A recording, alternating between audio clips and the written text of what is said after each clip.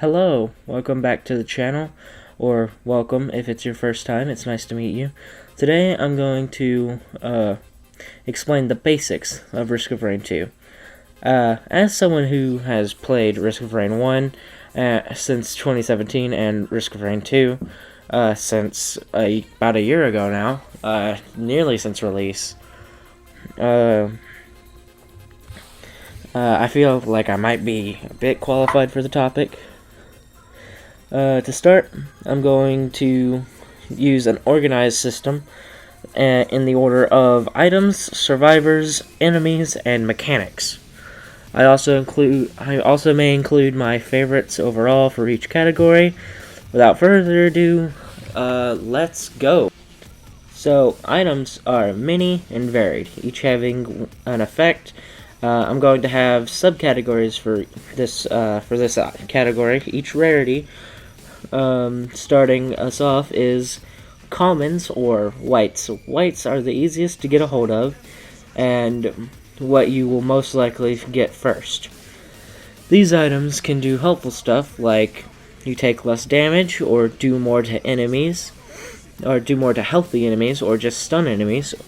Overall, they are the fundamentals and always good to have. Some of my favorite items from this are the Soldier Syringe, which increases your attack speed, the Tougher Times, making you have a chance to take no damage at all, and the Focus Crystal, making you do more damage the closer you get to enemies. Now, moving on to the green or uncommon items. These are attack oriented, but still helpful. Some can cause enemies to get shocked or explode upon death. Some of my favorites here are Infusion, giving 1 health per kill, up to 100 total health, plus 100 health per stack. Oh, and did I mention, you can in fact stack items infinitely. This can lead to some crazy builds, like never being hit or absolutely destroying everything. It gets pretty crazy if you can figure out what you're doing later on in the game. Kind of like how in these clips you can see me start getting Soldier Syringes because Huntress relies on a lot of attack speed. Now, we're getting to the good stuff. The legendary red items. If the other items are your meat and potatoes, then this has got to be the gravy all on top. These items can have huge effects on how you play, ranging from making you lucky, or straight up nullifying your cooldowns, or even giving you a second life. My favorite item is the Hard Light Afterburner, making your utility skill have two more charges. And on top of this, you can have stuff like the Brilliant Behemoth, making it to where all the time when you hit enemies, they explode. Or you can have stuff like the Brain Stalks. Whenever you kill an enemy, you have no cooldowns for 4 seconds. Or Wake of Vultures. Whenever you kill an elite type enemy, you get their ability. What are elites? I'll get to that later on. Now, we get to the boss drops, or yellow items. They only drop from bosses and are powerful. Some cause fireballs to shoot everywhere, and some can cause bleeding enemies to explode. My favorite item from this set is Little Disciple. Using it causes wisps to shoot from you whenever you sprint. But only whenever you sprint, and it's only for a set amount of time. But it adds up per stack. As I've mentioned, you can tell that items stack. Now, right here, you can see me fighting one of the bosses. This is the Stone Titan. He's pretty strong, and as you can see, that laser does a whole lot of damage, but it can be easily blocked with line of sight. So just make sure you stay away from him easily. Now, orange, or equipment items, are usable items with a cooldown. These can do different stuff, like heal you, or give you armor, locate items, or just kill things. Right here, you can see that I have the Samarang, and I'll be using it here very soon. I'm quite sure. The Samarang is really powerful because it causes bleed, or it has a chance to cause bleed. And, okay, so the Ocular HUD gives you nothing but critical strikes. With the Huntress early on, that's really good. But as you can see, I start to get more and more critical strike, and so more and more critical strike makes the ocular HUD eventually useless. But it can still be pretty good if you get like the right amount of it. Alright, now moving on. Speaking of killing things, let's get to the enemies. These are what you gotta beat to survive. We've got disgusting beetles, the glorious wisp, lizard men, and so much more. Each can do its own thing. Wisps fly and are free to move in all directions, while the beetles have to stay grounded. Each enemy has an attack. Wisps and lizards can use ranged attacks, whereas beetles can headbutt or ground smash. But the bosses are where it gets tough. We have giant lava worms, jellyfish, the grove tender, and elite enemies. What are elite enemies? I hear you ask yourself. Well, they are tougher, stronger enemies that have an elemental mutation of some kind. The fire enemies leave fire behind them as they walk. Electric enemies give AoE detonations that can hit you after they attack. And ice enemies, they freeze you once they die. And on top of all that, I'm sure you've seen that they can slow you down if they hit you. So overall, they can be pretty terrifying to go up against if you don't know what you're doing. Now that you know what you're killing, let's figure out who you're going to kill it with. In Risk of Rain 2, each character has a different playstyle. Ranged, melee, weird. Huntress, as you can see, is quick and uses an auto-aim bow that has low health. Mercenary is literally just insert anime swordsman here. Acrid, though, is a mix of the ranged and melee, giving a unique but powerful kit to use against most others. Now, you know how to kill, you know what to kill, and you know how to do it as. But how does the game play, you may ask? Well, believe it or not, Risk of Rain's main mechanic is time. The longer you take, the harder and more expensive stuff starts to get. Now, to get a win in the game, you have to make it to stage 6 and beat the final boss, or go to stage 8 and obliterate yourself at an obelisk by going through a celestial portal. Another main part of this game is artifacts. You can locate them easily. They're kind of secret because you got to put in a code. But as you can see, the ones I'm using are Artifact of Command, Artifact of Sacrifice, and Artifact of Swarms in that order. Command makes it to where I can choose which items I use instead of just getting a random item. Artifact of Swarms makes it to where no treasure chests spawn, but enemies have a chance to drop an item. And then Artifact of Swarms makes everything spawn twice as much, but only have half the health. So it can be pretty useful. Alright. Artifacts are the final mechanic, being different things that you can do. Like, choose your items, as I've said, or go into Hell, where everything is an elite, which is an artifact. And I don't understand why anybody would want to use that. It seems really awful. Anyway, you can take and use that, or go through and use no artifacts and just play the game really hard. On top of this, we have like different survivors. They all have their own skill sets, as I've said. But it goes in depth with that, where you can take and do missions, not missions, but challenges as you go through, and unlock new items for the survivors. Each survivor gets can get like a whole new skill, or multiple new skills for their primary, secondary, and utility and special, which is the special is basically like your character's big finishing move. For Huntress, we have the jump up into the air and shoot a million arrows at the ground. That's the big finishing move.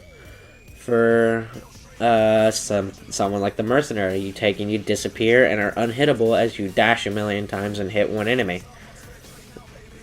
Or you can swap that out and have a big slash that hits up to 3 enemies but stays in one place and you don't get any invisibility frames.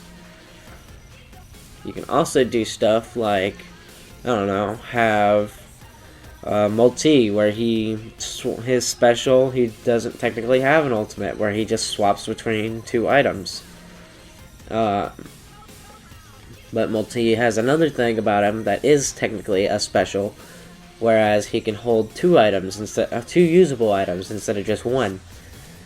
And he can be ranged or meleeed depending on how you play. Although his kit does lean towards more range than it does melee, but with how tanky he is, you can play double saw and not feel bad about it. Now, that's all that you need to know for now. If you liked this video, I would ask for you to like and subscribe to the channel for more content. But just so that you can kind of just experience the rest of the game, I will let you watch the rest of this run in just silence, because I will not be. I have stuff I need to do. Other than that, but anyway. I'll let you watch the rest of this in silence, and you can just kind of chill out, talk with your friends. It has some decent music in the background. I hope you like listening to the same song, let's see, a total 5 more times. Anyway, this is it from me, and this is one of the first times I've done a video like this, so I was a bit nervous. As you heard, I was stumbling over my words and everything. But if you did enjoy, I'm really appreciative, and it's so awesome. At some point, whenever I get high up on YouTube stuff, I'm going to be like giving the script away, not like selling it, but like just handing it over to somebody. I'll sign it and everything. It'd be pretty cool once I get high enough for that, but obviously that's not gonna happen anytime soon. But yeah, I'll catch you guys all in the next video.